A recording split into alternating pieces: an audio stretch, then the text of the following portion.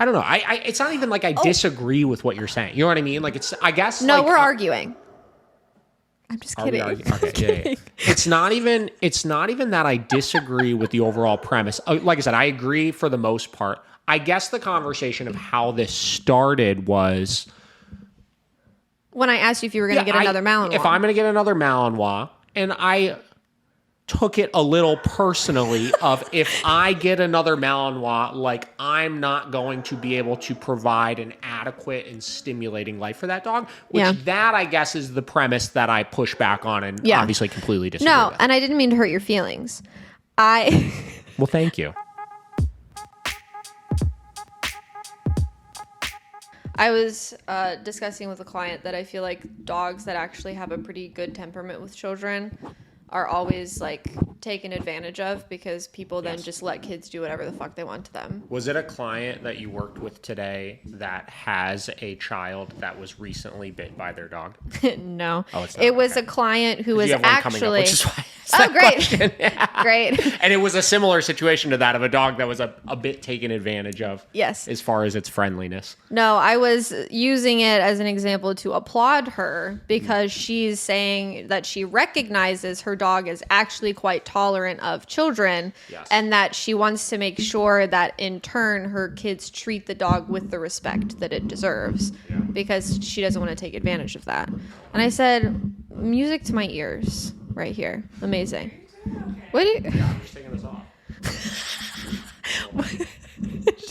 Dismantling the equipment. This is really heavy. It is. But I also feel like I like having the stick, you know? So this feels better to me. Whatever you need. I feel like what's the TV? I know I feel a little crazy right now. What's the TV show guy that has the microphone that's at the end of the stick where he goes, well, is it Wheel of Fortune maybe or something? Where Bob Barker? Well, Bob Barker. I think that's who it is. Love Bob Barker. I feel like R.I.P. and then Bob I could Barker. go, you know. Are you gonna play or pass? Yeah. So, anyways. Hey. Sorry, I was distracted as you were talking. Distracted. I know you were talking about dogs that have a good temperament with children. Good temperament, taken advantage of. Client doesn't want her dog to be the one that gets taken advantage of and then is forced to do something. Yes, exactly. Yes, understood completely. But I feel like it's generally the opposite. Yeah, people are like, wow, my dog is so good with kids. And then they just let the kids act like feral creatures. And don't teach them how to properly respect a dog. Yeah, and then it's like they wait until something happens, and then it's like all the blame gets shifted onto the dog. And that's kind of what we talked about on the podcast today, which I literally don't want to talk about it again for that long because I talked about it a lot already today. Okay. But like, the premise was like, you know, when these people, like, we've had an influx of people calling us. Like, it's been insane. Like, most of the phone calls I've had over the last, like, 2 to 3 weeks have been people that have dogs that have bitten a child. And, like, luckily, the vast majority of them are not, like, serious bites. It's, like, a little snap, you know? And, like, not saying it's not serious. Obviously, your dog biting your kid is serious. But, like, all things considered, it's a very preventable thing. And even under the circumstances, there wasn't any major injuries or anything.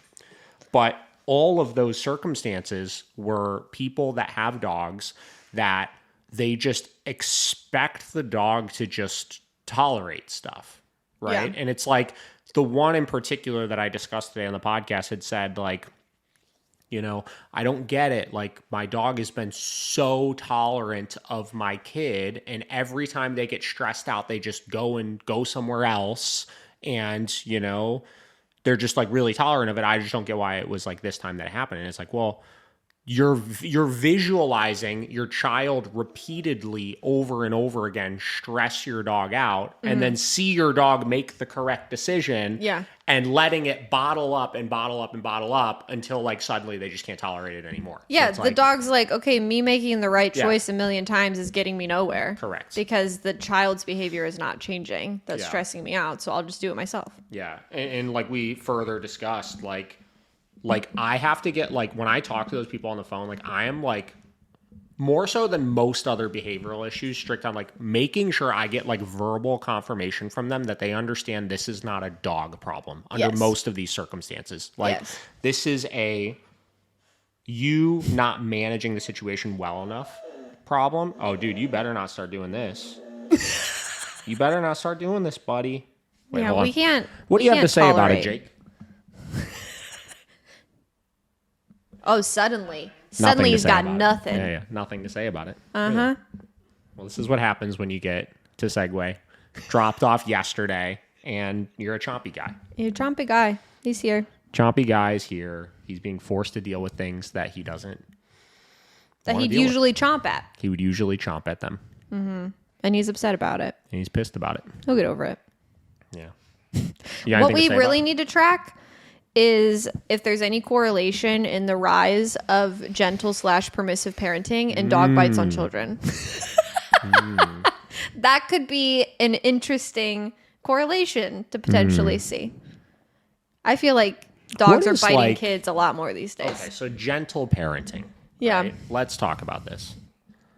What is your definition of gentle parenting? Well, this is why I said gentle/permissive parenting, because listen, when you start getting into the gentle parenting and you critique it, people get real butthurt because they pretend that there's somehow not permissive parenting. What do they call it? Authoritative parenting or something like that. Yeah. And that gentle parenting is too much of an umbrella term that people use, that it doesn't actually apply to them, whatever.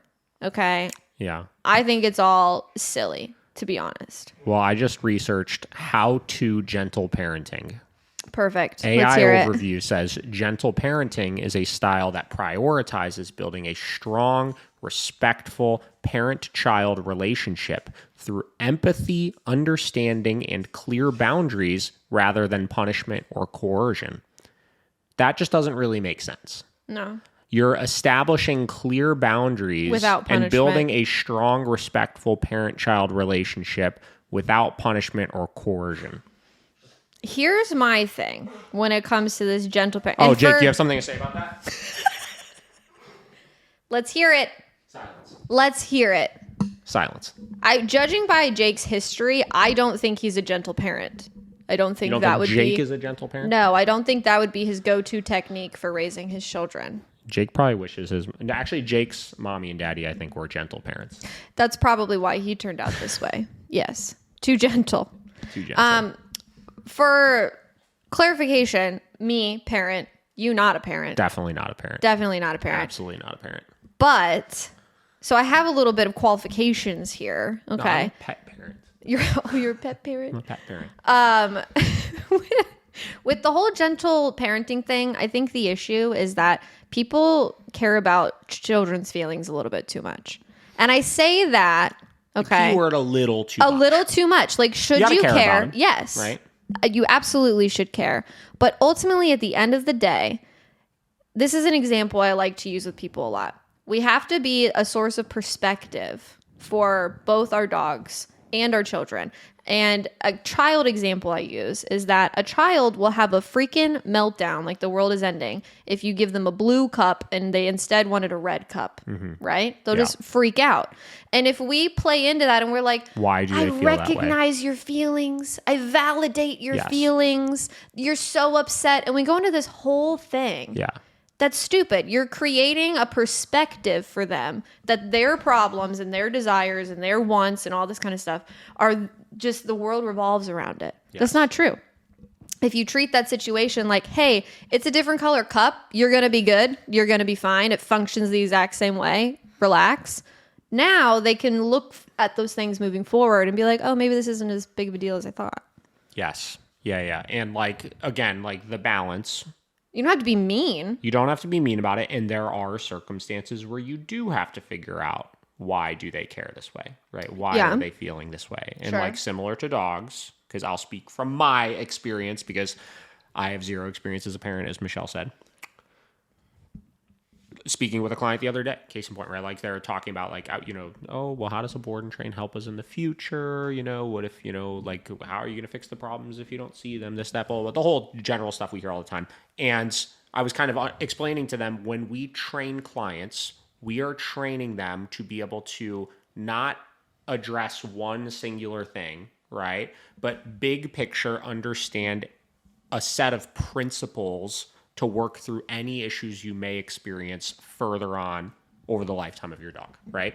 And they were like, oh, okay, so that basically you're teaching us, how to, reward things and correct things. I was like, yeah. So she's like, in the future, if my dog starts doing whatever thing, then I would know to just correct them to stop that thing. I was like, kind of. Because yes, right? Like I use the example of like, if my dog is jumping on a person, I don't care why they're doing that. I don't have a ton of empathy to, oh, well, maybe that person was a little too excitable, or maybe they were holding food a certain way, or this or that made the dog really want to do it. And maybe we have to solve that problem so we could get to the root cause of things, blah, blah, blah. It's like, no, it doesn't matter. There are some things where it literally doesn't matter. You just can't do this, right? You can't go 500 miles an hour on the highway because for virtually any reason, right? Like you just can't do it, right?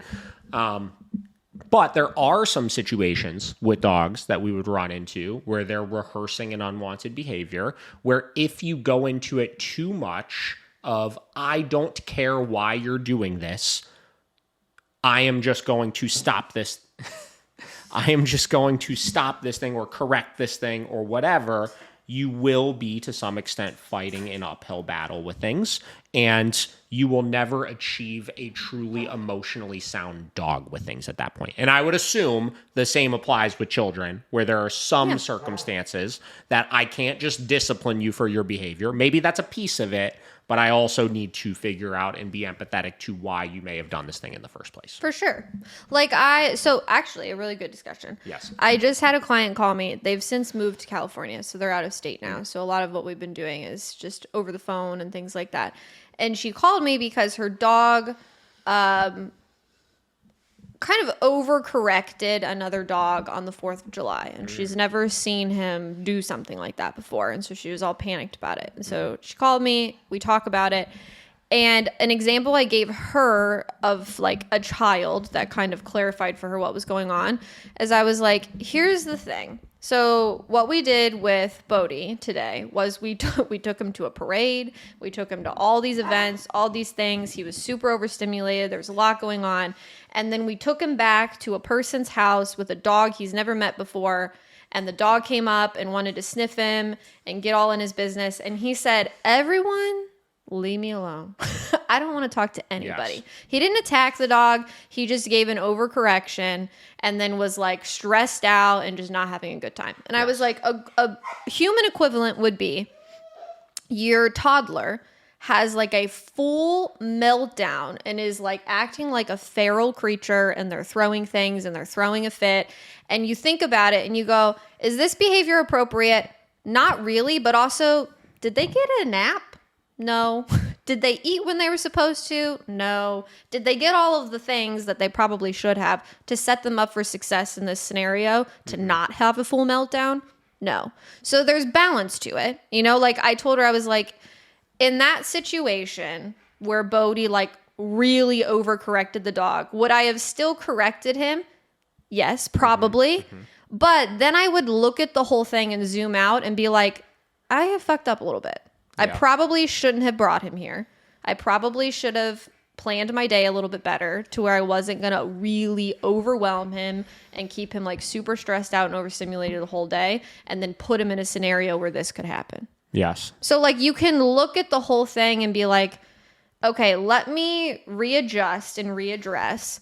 But also there were some variables that like led up to this that I probably should change in the future so that this doesn't happen again, while also recognizing that in that moment, even though it wasn't ideal, that behavior still probably wasn't okay and needed to be addressed. Yes.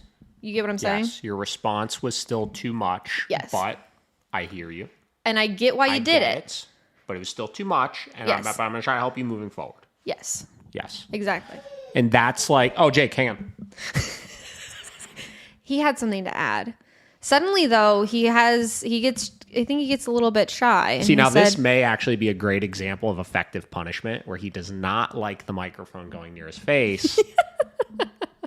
Yes. So he's stopping the behavior when I do so. So though a funny thing, good training. It might be working. Might be good training. It might be working. Might be good training. what was I going to say? Yes, I agree. Yeah.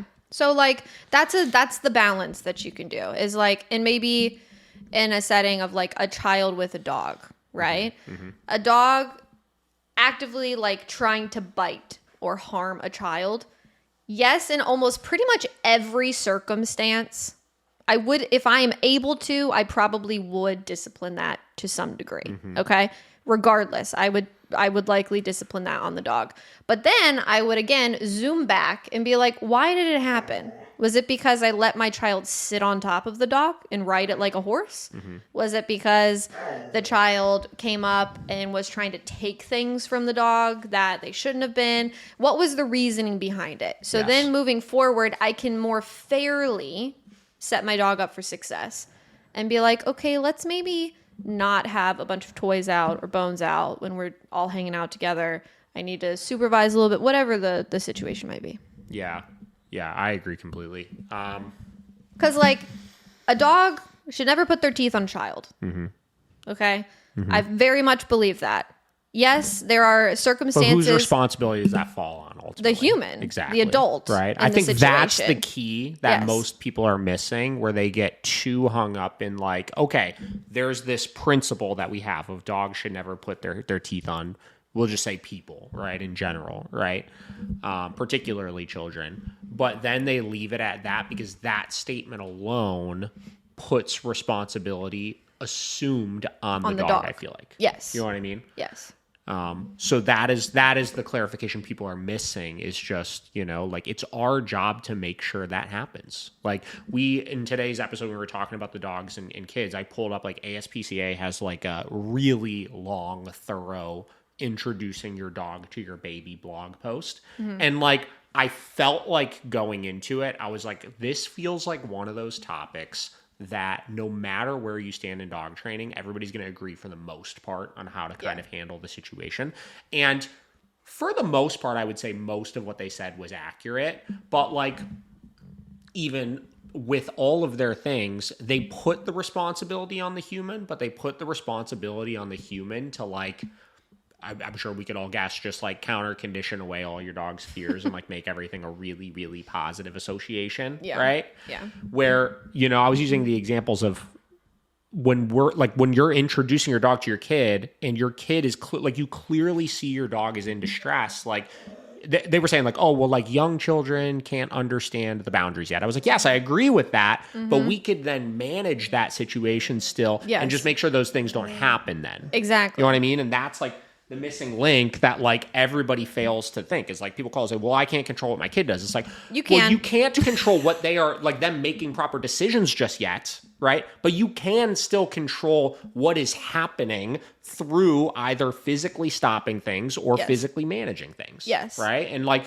if you can't assume, and that's another thing I get like verbal confirmation from these people when they call me in these situations is like, can you ensure that you will either put your dog away in these situations or absolutely make sure your kid is not going to do that again, right? Mm-hmm. And like, there are some people that are just like, no, I can't. It's like, okay, well, you shouldn't have this dog then. Yeah. Right? Like, if you cannot manage that, which is fine. I'm not trying to blame you or make it like you're a bad person if you can't do that or anything. But like, it's not going to work out then. No, yeah, you have to be realistic. That's it. You know? It's just not for you. Yeah. But yeah, I get so many people that, not so many people, but you hear a lot of people that will be like, oh, well, I just like, my kid won't listen to me. Mm-hmm. They just won't stop. And I'm like, your child is 4. Yeah. Go grab them. Yeah. Like, it's literally that like the simple. people with the little dogs that are like, well, I can't stop him from like pulling over towards that dog. It's like, are you kidding me? Yeah. Like, are you actually kidding me? Like, come on. Is this a joke? Like, this is a joke. So, yeah, you can. You absolutely can stop them. Mm-hmm. It's a child.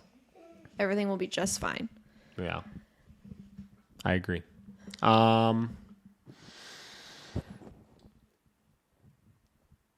Yeah, I don't have much more to say. Bro. Jake has something to say again. Say it. He just attacks the microphone. Surprised he hasn't, actually.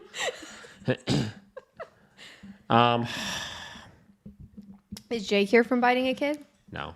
Oh. Jake's just here because they've never introduced him to anybody else ever. So Jake got here yesterday.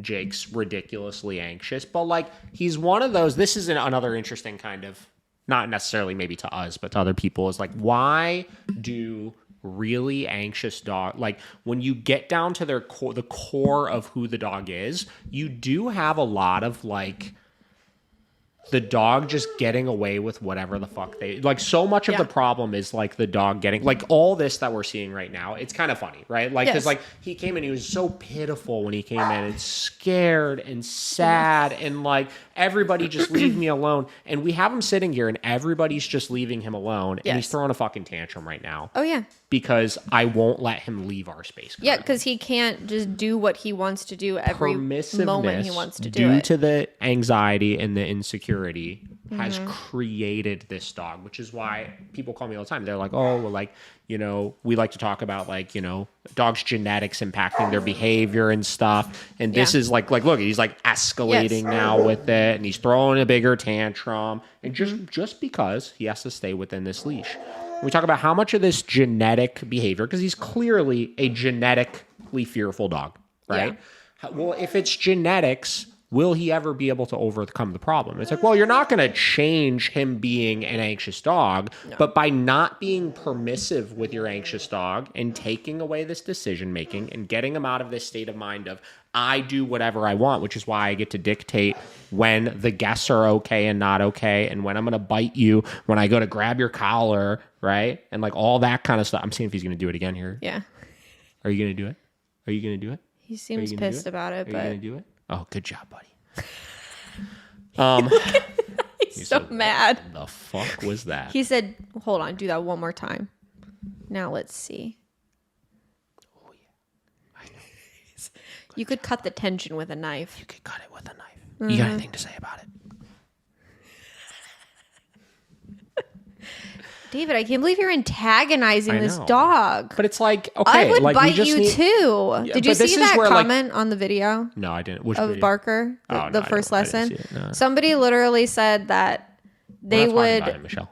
Well, we posted that video. We're not talking about him, though. There was the video that we posted with a consultation. I guess we're talking about him. I'm only talking about this comment because of the whole comment about like antagonizing a dog. Is that somebody had the nerve to say that like the dog's behavior was acceptable and fine because of my shitty demeanor and me looking at the dog in the eyes. Yeah, don't do that. I'm not allowed to look at dogs anymore. Don't look at dogs. Yeah. Then they're allowed to bite you. Question, right? Because we were just talking about how... wait, let me finish my thought though real quick. So yeah, anxious dog. When you're too permissive with an anxious dog, they act on their anxiety at their own will too much. That's the root of the problem, right? So like anxious dogs in the wild, if they weren't being given so much permissiveness and they weren't being put in bad situations on top of that, would just stay away from threats. So like that's not inherently a problem. It's when we coddle the dog too much and when we're too permissive with them, when we let them make all these decisions on their own on top of putting them in the bad situations, that it becomes an issue. So we teach the owner how to change all of that stuff, and then you get your normal anxious dog that just like exists and they're maybe a little anxious sometimes, but they don't act all aggressively all the time. So life can be good with a dog like this, even though you may have a genetically fearful or anxious dog, right? And if anything, a lot of times when you get them to a place where they start getting past those things, they actually wind up being a lot easier than some of your other dogs. Like they just learn, when I get stressed out, I go in the bedroom and I go hang out away from people and stuff like that. So I feel like owners of dogs like that end up creating all these behavioral issues with them is that they help them in moments where they shouldn't be helping them. Yes. And then they don't help them in moments when they should be helping them. Give me an example. So a perfect example is I have a Bernedoodle that just started training. We just did their second lesson. Mm-hmm. And she brought up yesterday at their session that she watched a reel that I posted on Instagram. It's just a video of Icarus like playing with a rock and it gets lost underneath of her cot. Mm-hmm. And she's trying to get it out. She's struggling and she can't get it. And my whole post was basically like, it's important to let your dogs get frustrated and struggle through things and ultimately find success because that gives them the confidence and it gives them the ability to be independent. They don't need to rely on you for everything. And that is like a natural form of enrichment. Like everyone is so concerned with like buying the puzzles and the lick mats and problem solving. It's achieving what the puzzles are trying to achieve. Yes, exactly. Yes. And like most people would see like when her rock fell and got stuck being like, oh, I'll come help you, you know, and they come get it for them or things like that. And then you have a dog who's just constantly looking for you to make their life easier rather than allowing them to feel pressure and stress. And it was funny because she brought it up and she's like, as soon as I read that, I was like, oh my gosh, I created all of these problems in him because, and it was funny because she's like, the amount of times that I looked at him and I'm like, mommy, help you. Mommy, help you. She's like, I like constantly coddled him and like took away any, you know, parts of stress or anything like that. And mind you, this dog is a brat and they know that. They're fine with me saying that. They call him that as well. But like, he can't be handled. He can't be groomed. He can't go to the vet. He can't any of that. The first lesson, just merely like collar pressure and making him go a direction he didn't want to go, full screaming tantrum, you know, and then, you know, go to push on his butt to maybe get him into a sit, whipped around, tried to bite me. Like, this dog has never been taught to deal with any type of pressure, whether it's physical pressure, emotional pressure, anything like that. And so he has no resilience. So the slightest amount of stress and he just crumbles and falls apart. And a lot of that starts in puppyhood. Yes, this dog is genetically not great because by the time he's a little older now, but when he was younger, they even said as soon as they got him home, like he was terrified to go outside, wouldn't go on walks, like nothing like that. And so the thing is that they started out with a genetically extremely anxious and fearful dog, but because of how they raised him and coddled him, it just made it exponentially worse. Yep. So what would be examples of helping the dog in places you shouldn't help the dog? Obviously, you use the rock example, right? So an example of... I'm trying to think of other like specific examples. Like that's one that makes sense to me, right? But that's like an enriching little... Yeah, it's like a little enrichment thing. So for this dog I guess we could say like working through like what your dog not wanting to go up and down stairs. So we over the top help them overcome that in a way where they never have to deal with it. Yes. Right? So like that example encompasses both aspects. If I pick them up and I carry them down the stairs every single time, then I'm taking away their ability to figure out how to do it on their own, right? So I'm helping them in a way that I should not be helping them. It's not conducive to them maturing. But if I put a leash on them and I grab some treats or some food or whatever, and I make them do it with the guidance and the pressure of you have to, and I'm going to help you, that's the proper way to give guidance in moments when you should. With this dog, also, you could look at like the reactive issue of it because he's very leash reactive. So in moments where his leash reactivity was starting to come out, that's a moment where we need to give him guidance and show him how he should be behaving very quickly to get that under control and that we're not going to tolerate that versus bending over backwards for him in the house because, oh, he's, you know, scared of the fireworks and he's scared of this and he's scared of that and that type of thing. So you're helping him in all of these areas that make him softer. Okay, so I'm... rather than helping him in areas that are going to make him stronger and build him up. So I'm just trying to I'm trying to find a more concise way of being able to help people understand where to help and where not to help. Because like, let's say, so the rock example again makes sense, right? In that case, you're literally doing nothing, but it's because the dog has the motivation and drive to try to work through the stress on their own, right? All these other like the stairs, we have to give the direction because the dog does not have the motivation and the drive to figure it out on their own. Yes. Necessarily in that case. Yeah. Barring an example where I wouldn't help. Let's say the dog was scared to go down the stairs, but I don't know, their food bowl was at the bottom of the stairs and stuff, and they're sitting at the top and they're all like frustrated and trying to figure it out, but they have the drive to try to seek the solution. That would be another circumstance where then even though they're scared to go down them, I would let the dog work through that. Yes. Because I'm reinforcing at that point that state of mind of them learning to overcome and find and seek solutions on their own. Yes. Right? So is the caveat to this that we need? Do you get where I'm going with this? Yes. I think the caveat is that if their natural desire is productive, right? let them do it. Right? If they're trying to seek the solution, you want to reinforce independent dogs at that point. If their natural desire is the outcome you want, let them figure it out on their own. If their natural desire is the outcome you do not want, that's when you need to help them and apply some guidance, right? So like if say, well, I guess we could go back to the stair situation. Yes. If the dog literally has zero motivation to go down the stairs. It doesn't. Yeah, it doesn't. Try. I don't even care about what's down there anymore. Yeah. I'm just not even going to try because I'm so freaked out of this thing. Then that means their natural desire is that they just want to avoid the stairs forever. Yeah. That's not the outcome I want. I want them to learn how to do the stairs. Yes. So I'm going to put a leash on them and I'm going to make them do it. And then they're going to get over it. Yeah. Same thing with like a dog's natural desire, if they're leash reactive, is to bark, bark, bark, bark, bark, and then the dog goes away. Okay, my outcome that I desire is not for them to learn that barking on a leash makes dogs go away. So I'm going to add guidance in there to change the outcome that I'm looking for. Correct. Yeah. That makes sense. So either then we're kind of preventing we're preventing them taking that, like, because in the example of leash reactivity, the dog does have so I get your productiveness to it, right? But that's, I feel like, even another layer to it, right? You have, there's a hurdle that I want my dog to get past to achieve A, B, C, or D thing, right?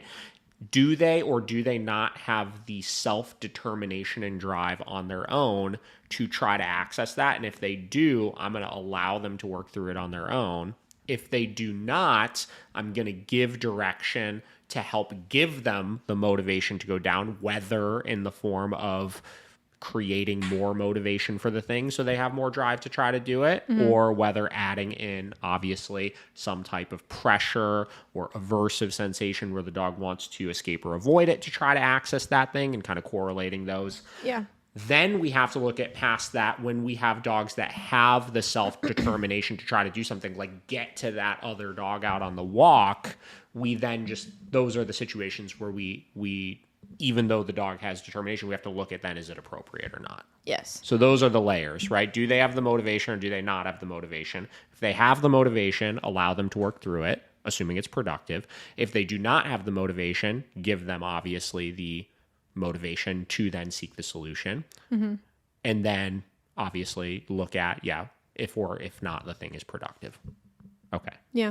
I think that makes sense. I think we've made it. I think we made it. I think we got there. That was good. Yeah. And I think that the adding motivation part is maybe easily looked over in certain circumstances. So like how do you, it's like, where do we go then? You know what I mean? But I even like a example with my puppy, my own dog, like I wanted her to learn how to swim. And so she initially didn't want to go in the water at all. And she was like very avoidant of it. And so I started by like, let me throw her toy in, she's very toy motivated. Maybe she'll want to go get the toy. She would like go in a little bit. So I started like little bits at a time, going further and further. Still, as soon as it got to where it was like she couldn't touch anymore, she really did not want to go in the water. And so I took her somewhere where I could take my older dog who knows how to swim. And she just thinks that he's like the coolest thing in the world and wants to be just like him. And so I threw his toy out and she wanted to go with him. And so magically she could swim all of a sudden. Yeah. And she said, motivation. Wow, I want to be with him. So let me do that. And of course, another option would have been I could have put a leash on her and just forced her to do it one or two times. And she probably would have gotten over it quickly and been like, that's fine.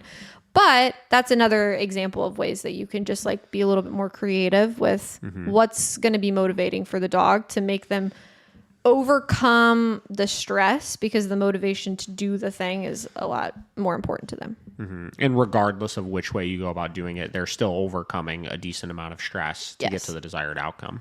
Yes. You know? So. And what's cool is that in most situations, it's always going to be rewarding. Mm-hmm. So when you're dealing, especially with young dogs, like all of the puppy clients that I get coming in, I always highly encourage them in our first couple sessions to like set up little obstacle course things in their house and do like physically difficult and demanding things with their puppy that are safe and age appropriate for them. But things that are going to be challenging, because the amount of like self-confidence it builds in a dog to feel their body awareness and to feel like they can do something difficult but still attainable that they can be successful at does absolute wonders for their confidence overall, just as they mature and they grow up. Yeah. I mean, like agility equipment is like the best example of like, maybe not the best example, but an example we see every day of like when you have the dog that just will not get on the fucking agility equipment, and then by like the 5th or 6th rep of just getting them to do it, however you get them to do it, and they start realizing, oh shit, like I'm doing this. And then they won't get off of it. I'm doing They this. think it's so cool. Yeah. For sure. Yeah. And so that's, I mean, when you get a puppy, like that's easily, if you don't know what to do stuff like that. That's like easily the best way to go about it, because building their confidence in their character and like how they interact with the world around them and with challenges and with stress and pressure and everything is far more important than teaching them how to like sit and shake and roll over and do all that nonsense. I'll tell you, this is going to sound real dumb as a person that owns a dog training company, but it doesn't, is I'm getting so over just like obedience training and stuff. I'll tell you, I really just like it's the necessary evil of the gig. You know what I mean? Like you got to teach some of it, right? The commands. But the quicker I could get past it these days, like it's just it's annoying. Well, I think it's because we take a very maybe different approach. I wish it wasn't. I think it's getting less unique, but when it comes to pet dogs, I think obedience was like the name of the game for a really long time. And it was like hyper management and controlling all the variables and stuff like that. Whereas I think obviously we train dogs with like, I want to micromanage my dog as little as possible. Yeah. So like the need for commands and obedience like drastically decreases, because if you can teach your dog to behave well, they don't need to be in command 24/7 all the time. Yes.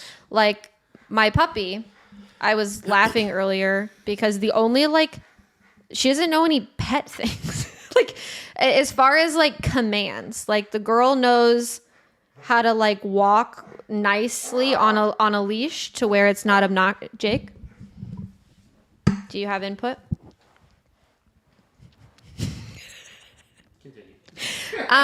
But like case in point, she's like a little over 6 months. And I'm doing a lot of training with her, but it's more geared towards what we want to do with the sport that we'd like to do. But as far as like pet things go, she doesn't know commands. So like I was joking because I was trying to work with her a little bit on like place earlier today. And I was like, I'm laughing at myself because this is the first time I've taught her like a pet command really. But she's so easy to live with so far because like I have just raised her in a way that like she can read the room as far as like when we're home. She's not obnoxious. I satiate her mental and her physical needs. And she also knows very clear boundaries of like how I'm not going to tolerate certain behaviors in the house or like different things like that. So it's like to have a really well-behaved dog, they don't have to know commands. They literally don't. I mean, how many well-behaved dogs do you know out there that don't listen to their owners at all? Yeah. But they're just well-behaved dogs. Exactly. Right. And the well-behavedness is just they make good decisions. They make good decisions. And how do we guide decision-making? Through reward and punishment. Yeah. Yeah. Truly. Like they can read a room. And they can go with the vibe. I think like when you look at most dogs that like people are really struggling to live with, it's because the dog cannot adapt to the environment around them. Yeah. Like the dog will not relax when the family wants to relax. Yes. It can't function on a hike because it's so freaked out by everything or, you know, whatever it is. But like the dogs, like my dog growing up, Yeah, my parents like trained it kind of, but it was more so that like she was great because my parents were very clear and firm on boundaries of like, we don't want you doing these things. Yeah. And then she was like, okay. Yeah. And then everything was fine after that. Like, did she come when we called her? No. Mm-hmm. Did she walk super nice on a leash? No. Mm-hmm. But she knew how to like match our lifestyle and what we were doing. And that was like the biggest thing. I think like, okay, so I try to look at where does this problem in the industry come from where trainers feel like they need to get their owners' dogs doing all of these fucking things.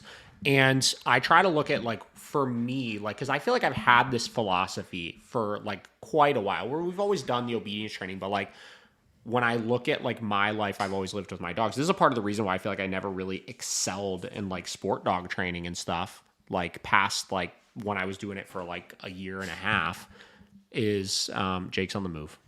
What's he going to do? Jake is on the move. Oh. He just under the door. He headbutted the door. Yeah. But like I'm pretty lazy with my dogs, honestly. Yeah, like, you are. I'm sure that comes as a surprise to you. Shocking. Right? But I'm like pretty lazy with them. Like I don't enjoy going and doing training. I think you like living with dogs. I love that. Yeah, that's literally it. I like living with with my dogs, and I like them just hanging out and just being fun. Right? Like, are you ever going to get another Malinois again? I probably would. Yeah. You have to at least do something with that dog. Why? Because how boring of a life for that dog. Vinny likes his life. He's old. Yeah, but I've been like this with him. You did Mondio with him when he was young. This is what I'm saying. From when I got him when he was like 4.5 months old. Okay. And I did it for like a year. Okay. That's it. So what I'm saying is like from like, we'll say 2 on. Yeah. I didn't do any of that. Poor guy. And none of that, right? Go throw the ball for him. He goes for fucking hikes, you know, like he hangs out and runs around with the other dogs and stuff. Like he's fine. Right. He's fine. It just seems like a waste. Yeah, but like to who? To the human that wants their Malinois to do 27 million things, right? Like no, I just think giving him like a hobby. Giving him a hobby? Yeah, give him a hobby. There's dogs that don't need a hobby, and then there's dogs that probably need a hobby. But why? Because what other if you want a dog that's just like gonna live with you and hang out, why get a Malinois? Well, okay, I get where you're going with this. Yeah. Where you're going with this is like you have a dog that has different physical and mental needs. Yes. Right?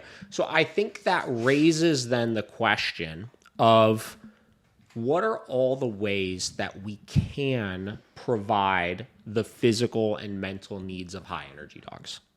Yeah, I think that there's room for that discussion. I just think my opinion on, and this is where we differ a little bit. Mm-hmm. David doesn't really care about breed stuff. Well, you don't. Oh, whoa, dude. Okay. Cool it, bro. He feels very strongly about breed stuff. He's really talking now. He's at preach, Michelle. Okay, so what I don't care. I don't not care about breed stuff. I don't get as like in the weeds with the breed stuff. Like, listen, I understand most of your normal breeds you'll run into. I understand when somebody tells me a breed I may not know, I could put them into a category of type of dog and like understand probably for the most part what their individual needs are going to be, right? But like I don't have any interest in learning the 5 million dog breeds. No, and that's not what I mean. What I mean more so is that like when I look at like a Malinois, okay, and I think of this way with the German Shepherd breed as well as an example. I think that there is an epidemic of people wanting everything to be for everybody. Mm-hmm. Okay. And in the desire elaborate on that I think I know what you're saying. As an overarching societal epidemic, not everything has to be for you. Okay. Sure. People want everything for everyone. Yeah. So they want to be entitled to, like, I get this Malinois And it because should just, I should just be able to own this Malinois. Yes, exactly. Okay, I agree with exactly. you on that, obviously. And it's like with the German Shepherd, what that turned into is watering it down and watering it down and watering it down into this useless creature. Sure. That is so dysfunctional and cannot do any of the qualities or job or work of the traditional German Shepherd and what it was meant to be. Completely agree. Right? Yeah. And so with the Malinois, I don't want that to happen. Sure. Where it's like, just because you want to get a Malinois and have it as your active pet, where you go on 2 hikes a week and you bike with it and you do all that kind of stuff, that's not what those dogs were supposed to be. Just because you think they're cool doesn't mean you have to get one. Like, you could get a golden retriever and it would still function in exactly what you just described. And it would actually be far happier, because it's just wired completely different than a Malinois, who's like, I want to go bite things all the time. Do you get where I'm going with this? Yeah, I definitely get where you're going with this. Like, sure you could, but like, why? Yeah. There's so many better options. But this raises the same question that I said just a minute ago, though. So I agree, like, if we're talking the general populace, right? Because they're also not going to know how to, like we could say a lot, like, maybe not, this is, hold on. This by itself. He just had a stroke. Yeah, I did. I do that sometimes. This by itself, right, obviously does not provide adequate physical and mental stimulation for dogs, obviously. But we could argue, just when you get your dog to a place where they are seeking direction from you, constantly in your house, right? And, you're setting rules and boundaries, and you're forcing them to kind of problem solve through what's okay and what's not okay, like on a day-by-day basis, right? That's providing a level of mental stimulation for them. Right. Yes. This is why we always say, like, or I should say, I always say that, people always say, oh, my dog would be fucking great if they were a police canine. Right. Yeah. How many times have you heard that one? Right. If they were just a police canine sniffing fucking bombs and bed bugs. Right. Yeah.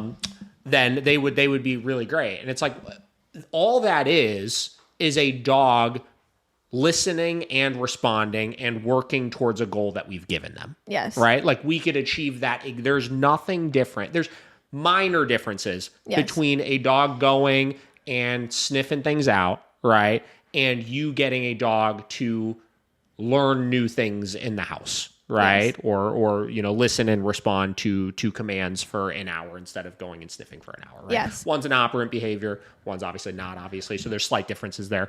But for the most part, we are getting them to engage a part of their brain. Yes. Right? I think for me, maybe the root of where my opinion on this is coming from is that, like, obviously in certain settings, it is what it is. And we have to just, like, make things fit that maybe otherwise are not a great fit. Sure. And so I think in moments where if you're able to, and you are, before making a decision, if I can get you and convince you to find a dog whose hobbies actually align with what you like to do, go that direction. Sure. Not many people want to go do Mondio or PSA or Schutz or whatever with their bitey dogs. And so it's, to me, I guess when I say what a waste, I'm more so looking at it as like, so a Malinois, arguably, their number one desire is to bite things. Why get one if you're never going to let it live that life of, like, full satiation of doing exactly what they want to do? If that makes sense. When I look at it as, like, and this isn't a direct question to you anymore, just in the general thing. I look at it as, like, that's my, like, part of me that, like, wants to prioritize the dog and what they really like doing and what their desires are, more than, like, the human just wants to get one, and could we make it work? Sure. And could you do all these other enrichment things? Sure. And you could do dock diving with it, and you could do scent work, and you could do lure coursing, and you could do all these other things. But, like, they like to bite. Yeah, but I could flip it, though, and say that I think that a lot of people that I knew of through the sport world, hey. That's enough. Just cool it. We're trying to finish up a podcast here, buddy. Then we'll go do something, okay? I'll tell you, I really didn't think he was going to be this annoying today. It's pretty annoying. You won't be invited back. Jake is not invited back until No, you're not invited. Oh, me? Oh, yeah. I'm not invited back. Yeah. Okay, so like, I just like I remember when I was like heavily involved in the dog sport world, and I genuinely think that like all of them thought the same thing. You know what I mean? Like of like, oh, like I get this fucking dog and I do bite sports with them and they fucking love it when they come out and do the bite sports and they're so enriched and they're so engaged and this and that. But like those dogs never got to socialize. Those dogs never got to like build good, meaningful relationships with anybody else. Those dogs were not fully incorporated into everybody, you know, into the owner's day-to-days, right? This and that, where like, I just think I agree completely with your overarching premise. I feel like here of like, like, do I feel like if we were to have had this question of, do I feel like the general populace should get a Malinois? No. Right? Like, because there's just like, there's a level of like how I have lived with Vinny over the course of his entire life, right? Or you've lived with Lumos for the course of his entire life, where even in their pet dog life, right? Where like, you know, me, the one that doesn't want to go do a bunch of training with him all the time and this and that, there are so many little things that I do on a day-to-day basis to make sure he is still physically and mentally stimulated, that they're like subconscious things. Yes. You know what I mean? Only you as a dog trainer that has been doing things for long enough will know how to do those things. And will it be natural for you to do those types of things? Right? So completely agree, right? And to clarify, I don't like the other extreme that you brought up of people that have sport dogs and that's all they do is they keep them fucking kenneled all day and they only bring them out to work them and then they kennel them back up. I don't like that either. So I'm not saying that life would be any better than somebody who didn't do it at all and it's purely a pet. I'm saying that in my perfect reality, people would get dogs that could be pets for them and they could do their hobby and you have a nice little marriage of it. You know, that's the perfect reality in my head. So to clarify, I don't like that version either, where they're just like a sport dog and then they don't get to have any other enrichment in their life of doing anything else. And building any like meaningful relationships and things like that. He's stressing me out. He's stressing me out. I feel like I want to provide some type of like wrap up, insightful value, but like it's been pretty rambly. Being like this. Hold on. Okay, just to clarify for everybody, getting back to my laziness here. I'll clarify for you. Dog trainer lazy is not lazy. Well, it's still a little bit lazy. It's a little lazy, it's lazier in different ways. So dog trainer lazy though here. I was rushing to come over here to film this podcast and I didn't know where his remote was, so I didn't grab it. Where we help dogs and where we don't help dogs, generally we would start providing some help right there. Yes. And it started escalating, and there would have been some corrections for that. But I couldn't, so I had to go throw them in a crate, which is owner lazy. Right? Yes. Dog is struggling. Owner just doesn't know or want to do anything about it, so they go just put the dog in a crate. Right? Right on cue. David, what's happening? I don't know. I present to you David, the owner of our dog training company. Yes, this is me. Jake really is derailing my thoughts here. What were you going to sum up? I was going to sum up. I don't know. It's ridiculous, actually. It's ridiculous. He's going to do it again in a second. What did I say? He's going to keep going. This is really annoying, actually. Why did you bring... So I literally thought maybe we were going to talk Chompy Boys and we were going to use them as a direct example, but we didn't, which is fine. We didn't. And that kind of derailed my plans a little bit. So poor planning on my part. Yeah. I don't know. Paige, you can't cut any of this. You gotta keep it in. This is a bigger overall conversation, though. I think of just... I don't know. It's not even like I disagree with what you're saying. You know what I mean? Like I guess. No, like, we're arguing. I'm just kidding. Okay. It's not even that I disagree with the overall premise. Like I said, I agree for the most part. I guess the conversation of how this started was when I asked you if you were going to get another Malinois. If I'm going to get another Malinois, and took it a little personally of if I get another Malinois, like I'm not going to be able to provide an adequate and stimulating life for that dog, which that I guess is the premise that I push back on and obviously completely disagree with. And I didn't mean to hurt your feelings. Well, thank you. I was just simply saying that I feel like if you get, and this is coming from someone who has one that didn't do bite sports with it. Okay. Like I'm speaking to myself as well. Cause I look back on that and I really wanted to, but I was a very novice handler, dog person, and like he was a very intense dog, and everybody around me was basically saying like don't do bite sports because you're just gonna like make it worse. And now the more that I've grown, I'm like, that's that either though. That's wrong. No, and I don't agree with that, and I'm very regretful that like I didn't have better people around me to give me better advice, because I think that would have helped him, if anything, given him like a proper outlet for it in a good context to behave in certain ways, and then giving me more control in other areas. But so like I look at it as like I wish I would have done that with my own dog and followed my instincts of like wanting to do that for him. And so I was more so just saying, but for him or for you? What?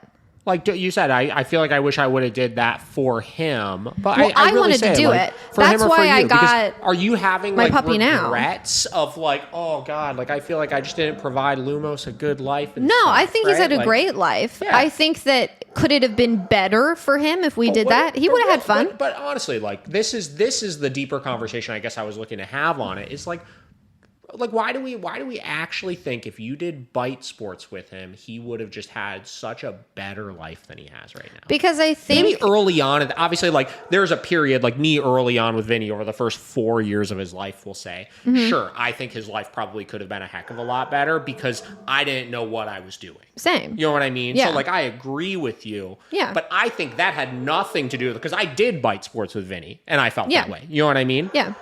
No, I look at it as, because when I look back on it now, and I mean, I believe that if we're not using every dog that we own and we raise, especially as dog trainers, to learn and be able to retroactively look back and be like, what do I need to do different with my dogs in the future to increase their quality of life?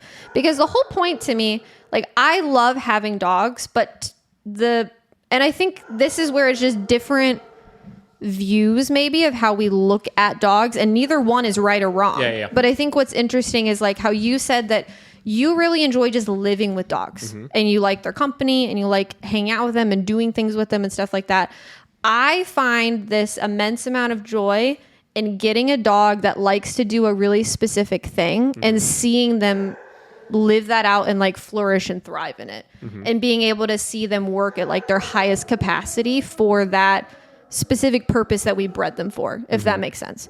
So I think when I look at like my time with Lumos, I look at it as, yes, I think I would have found immense joy watching him do the thing that he wanted to do so badly that I was never able to give him the appropriate context to do it, if that makes sense. So, and therefore, I feel like the first few years of his life, we really butted heads because I was constantly trying to suppress something that he really wanted to do. Okay, so biting. We'll use biting as the example. Right? Like chasing and grabbing things, right? Herding dogs, right? They want to chase and grab things. They have a stronger bite propensity, obviously, than a lot of others. So we're equating this directly to dog sports is the highest way that we could do that. Not necessarily. So I guess what I'm getting at is like I probably not so much right now because obviously he is getting older, as you said, and I'm both our dogs are old, very concerned about hips and joints at this point, right? But I used to go in the field and play chuck it with them like 4 or 5 times a week, right? Or in the past, if I wasn't doing that, I'd like play tug with him or something, right? Like he had that outlet, and he would get to do that for a half hour. We'll say a half hour a day, right? Like going and training bite sports, the amount of time that the dogs are actually biting is far less than that. Oh yeah, it's not a time. So and the other aspects of training bite sports is glorified obedience training. Yeah. Right? As I said, getting a dog listening and responding to commands on a day-by-day basis. I don't want to say anything, but like the cadence has died down a little bit. Getting a dog to listen and respond to commands, in the house on a day-by-day basis, the things we subconsciously do as trainers to hold them accountable for stuff, helps satiate that as well. I would argue a larger percentage of time on a day-by-day basis than going to your club for an hour and doing your obedience training. Yeah. Right? So I guess what I'm saying then is, why is one then better than the other? I think that I like both. That's what I said earlier. Sure. I like a nice little combination. So yes, I can look back at Lumos's life and I don't have regrets in the sense that I'm like, oh, it sucked. He had a terrible life. Yeah. But I think it would be silly of me to not look back and try to think of ways that I could have done things better or improved it or made it better for him or whatever. Agree completely. Yeah. I'm using like myself as a direct example here, right? Yeah. I'm still taking this personally and I'm very offended, right? So I'm using myself. So like, again, because we're talking here and it's like, you brought up the point, which I think is a very good point of like, I like to live with dogs. You like to see them perform at their highest and be satiated and et cetera, et cetera, et cetera, which again, I think is wonderful, right? This is where my laziness comes into play of how can I achieve that same goal with the least amount of work? Yeah, because right? you're taking it personally. No. But seriously, like, do you get where I'm I get what you going with mean. this? I get what you right? Mean. Like, is that if we had to side by side compare those two things? Yeah. Right? Is one truly better than the other then at that point? No, I don't think so. But I just think that if there are let me form my thought. Ooh, look at this. This is good. No, this is actually really good. I think that there are, to bring it back to like breeds, breed isn't everything, but we made breeds for a reason. Sure. Okay. And Agreed. I think that if there are certain breeds more than others that are more versatile and more generalized, in that there are a lot of different Meaning ways. there's a lot of ways you could You can say satisfy the yes. journeys. Sure. Yes. And would you categorize a malanois as that? No, Okay. not necessarily. Sure. All right. I think that they are very, very, they come out of the womb latching on to things and not letting go.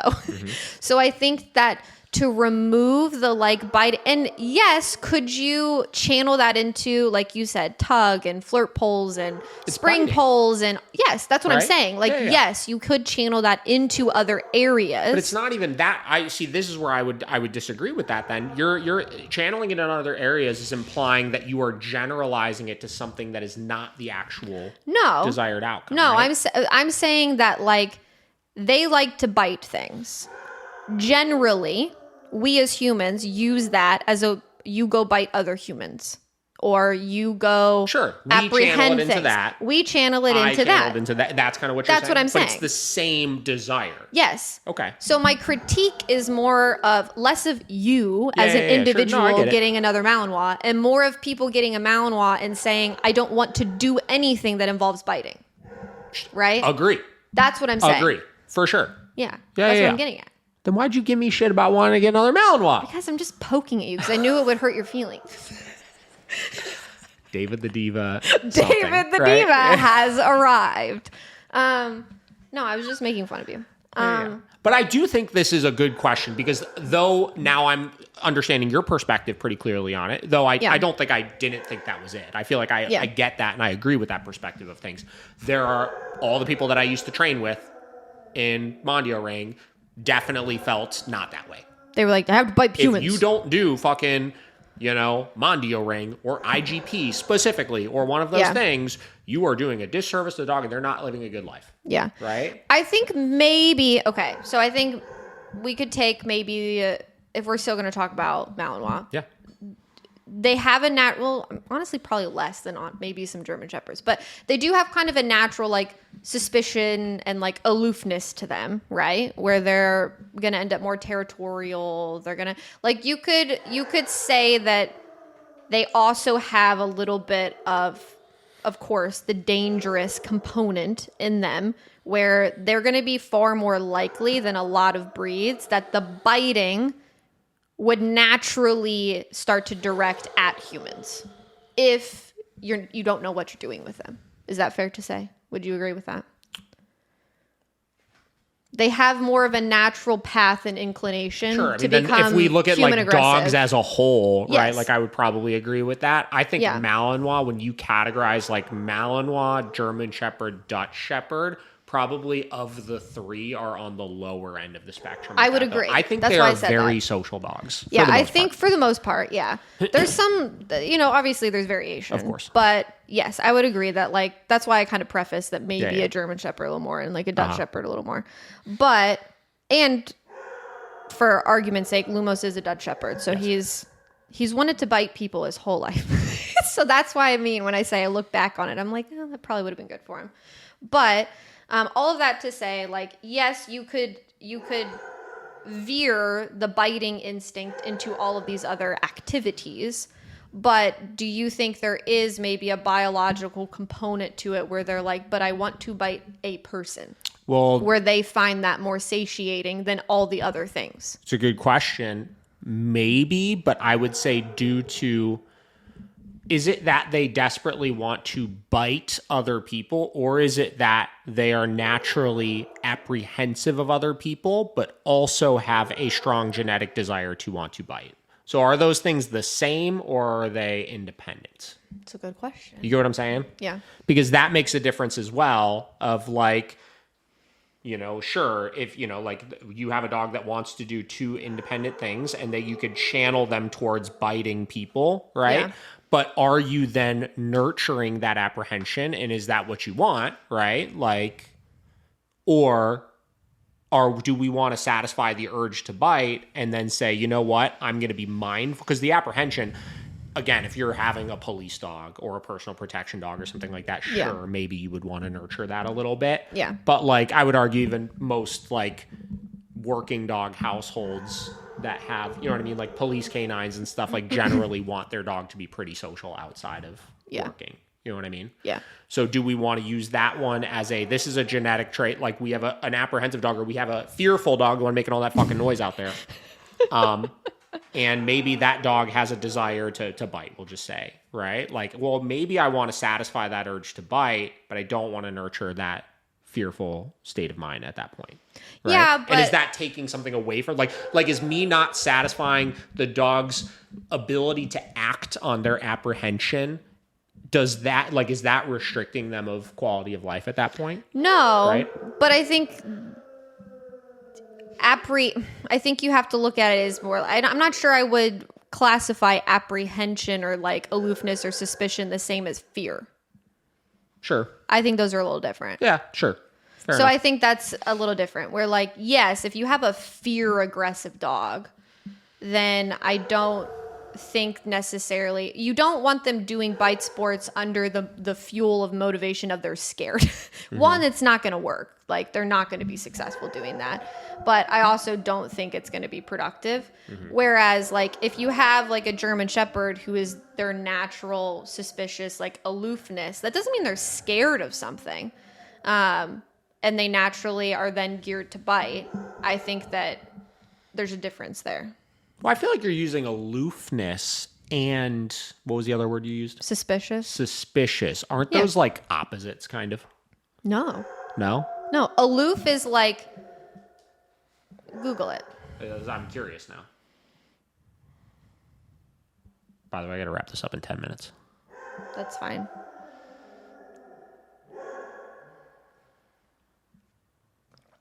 I can't deal with that for I know. much longer.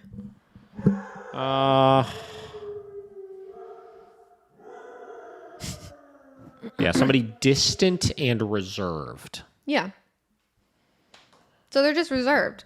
That'd be like me being an introvert. People, like my whole life, people said she's shy. Yeah. I'm not shy. So I guess I'm not insecure. I'm not fearful. I'm not nervous about my you. question is, we're where this conversation, this part of the conversation started, I think, was you said that some of these, do you think there are some dogs that the desire is specific to wanting to bite people? like they find Right. that to be even more exciting and fulfilling. Maybe it's not like they're consciously thinking that, but you know what I mean. I get what you're saying. My I just hypothesis. I don't know if I agree with it. I That's guess fine. the only time I don't know if I do either. It's just a hypothesis. Yeah, no, for sure. It's an interesting thought. I think the only time the desire is specifically to wanting to bite a person, I can't see how that would be the case aside from if there was a reinforcement behind why is a person the thing they want to bite would be if they're threatened by the person, right? Like I can't see like I really like to bite and I'm not scared of these people or anything, but for whatever reason biting the person gives me more drive. Like I don't know. Maybe that's the sign of a really good decoy. Yeah. I mean, honestly, no, because the circumstances would be because obviously most sport dogs are biting not out of like defense, they're biting out of it's a giant toy, right? And the decoy does a really good job of just making that toy much more fucking interesting. But there are many dogs in the world that exist that are very civil and they truly have an aggression fueling it. Well, that's what I'm saying. It's not a game that is, for them. Sure. Yeah. Well, for you know sure. What I mean? Yeah. So that would be the case, though, of kind of what I'm talking about. Maybe those specific is that dogs. the whether you want to call it fear or apprehension or aggressiveness? They have the aggressiveness in them, right? They like the conflict. They aspect. like the conflict aspect of it and stuff like that, right? Mixed with the drive to want to just put your mouth on things and bite things, right? That combination of dog, sure. Like I guess we could argue that would be. Yeah. That would be the if there's the any example, dog who it would right? be, maybe it's that kind. But getting back to my sensitivity by myself, yes, that would not back be the to Malinois. David, the that diva. would not be the Malinois that I'm looking for at that point. You want the watered down version, like I was talking about earlier? No, see, I'm taking more offense again here. I think that the vast majority of Malinois, especially well-bred ones, are not the like civil, I want to actually fucking murder people dogs. No. Those are the Dutch Shepherds. Yes. those are the Dutch Shepherds for sure. So did we come to the conclusion that I can get another Malinois and that you feel like I'm going to provide it adequate physical and mental stimulation? My approval to do it. Michelle, I wanna feel like I'm not going to come into work every day and be judged. And me look at you like this. Yeah. Wow. You really got another Malinois. Are you getting another Malinois? Is that what this is coming down to? Kate really wants to get one when Vinny dies.